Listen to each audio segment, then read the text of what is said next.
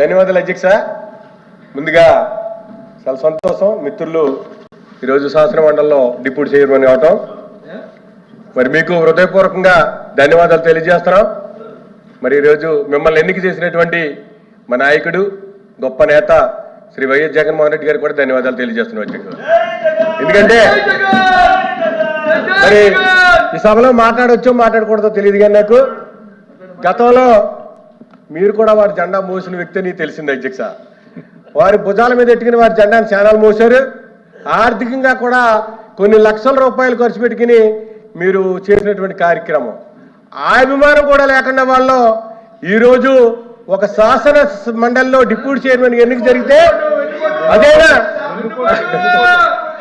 ఏకగ్రీవంగా ఎన్నిక జరిగితే మరి ఈ రోజున వాళ్ళ సభలోంచి వెళ్ళిపోయారంటే ఆయన ఒక పెద్ద బుక్ కట్టుకొచ్చారు అధ్యక్ష.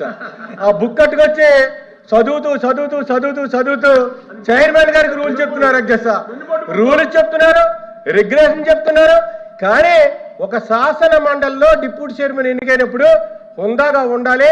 ఒకవేళ మనకు చేతులు రాకపోయినా నోటుతోనైనా నవ్వాలన్న ఆలోచన వాళ్ళకి రాలేదంటే ఎంత దురదృష్టమో ఒకసారి మనందరూ కూడా ఆలోచించాలి అధ్యక్ష. ఇది అందరూ ప్రజలు గమనిస్తున్నారు అధ్యక్ష. ఏమైనప్పటికీ ప్రజాస్వామ్యంలో అందరూ కూడా పార్టీలకు అతీతంగా ఈ సభ పెద్దల సభ కాబట్టి పార్టీలకు అతీతంగా నడవలసిన అవసరం ఉంది.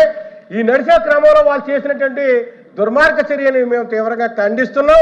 అదే సందర్భంలో మిమ్మల్ని హృదయపూర్వకంగా అభినందిస్తూ ఏమైనప్పటికీ కూడా మా సభ్యులు మెజార్టీ ఉంది కాబట్టి మాకు ఎక్కువ టైం కేటాయించాలని మిమ్మల్ని కోరుతూ అదే సందర్భంలో ప్రజా సమస్యల మీద ప్రతిపక్షంగా ప్రజల పక్షాన్ని మేము పోరాటం చేస్తాం. ఈ పోరాటం చేసే సమయంలో మాకు ఎక్కువ సమయం ఇవ్వండి. దీనికి ప్రభుత్వం దగ్గర నుంచి వారి సమాధానాలని అదేవిధంగా ప్రభుత్వం యొక్క బాధ్యతనే ప్రజల యొక్క బాధ్యతని వాళ్ళు వారధిగా తీసుకోవడానికి వాళ్ళ దగ్గర నుంచి మేము సమాధానం రాబట్టడానికి మేము ఎక్కువ ప్రశ్నలు వేస్తాం తప్ప ఇందులో వారి మీద మాకు ఏమి కక్ష కానీ కార్పణ్యాలు కానీ ఏమీ లేవు అధ్యక్ష. అందరూ సమానమే. కానీ ప్రజాస్వామ్యంలో ఒక సభ ఉందాగా నడాలంటే కనుక వాళ్ళు పారిపోతున్నారు. ప్రధానమైన సమస్య 3 రోజుల నుంచి మేము అడుగుతున్నాం. డిఎస్సిలో ఉన్నటువంటి 3 లక్షల మంది అభ్యర్థులు రాసినటువంటి అభ్యర్థులు కూడా ఈరోజు అన్యాయం జరిగింది. మరి ఆ వారి నాయకుడు వెన్నుపోటు పోవడం అలవాటు. వారి మామను వెన్నుపోటు పొడిచారు. ఇక్కడ ఉన్నటువంటి వాళ్ళ బామర్దులు వెన్నుపోటు పొడిచారు. ఇక్కడ ఉన్నటువంటి డిఎస్సి అభ్యర్థులు కూడా వెన్నుపోటు పొడిచారు.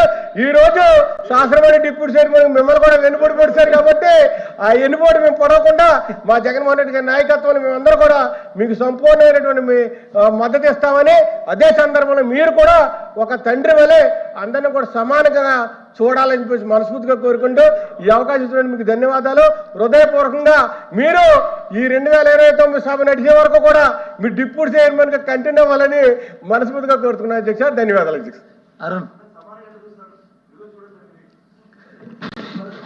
ధన్యవాదాలు అధ్యక్ష. అధ్యక్ష, మీరు ఈరోజు ఈ శాసన మండలికి డిప్యూటీ చైర్మన్గా ఎన్నికైనందుకు మిమ్మల్ని మనస్ఫూర్తిగా అభినందిస్తూ అధ్యక్ష, శాసన మండలిలో చైర్మన్, డిప్యూటీ చైర్మన్, ముఖ్యంగా డిప్యూటీ చైర్మన్ పోస్టులు అనేది అలంకరణ